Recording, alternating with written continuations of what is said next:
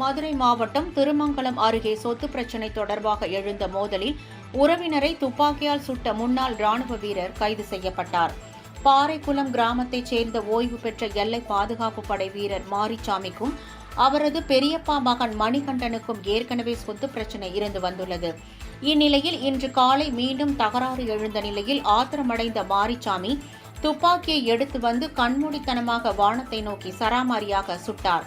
சத்தம் கேட்டு அதிர்ச்சி அடைந்த அவரது நெருங்கிய உறவினரான உதயகுமார் ஓடி வந்து மாரிசாமியை தடுத்தபோது எதிர்பாராத விதமாக அவரது இடுப்பு மற்றும் முதுகு பகுதியினை சிறிய அளவிலான இரும்பு குண்டுகள் துளைத்து ரத்தம் பீரிட்டு வந்தது. அதேபோல் அப்பகுதியைச் சேர்ந்த சிறுவன் கிஷோர் மீதும் குண்டு பாய்ந்து காயம் ஏற்பட்டது.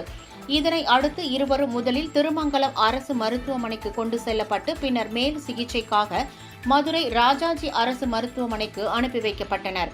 இந்த சம்பவம் குறித்து கூடக்கோவில் காவல்துறையினர் வழக்கு பதிவு செய்து மாரிசாமியை கைது செய்தனர்.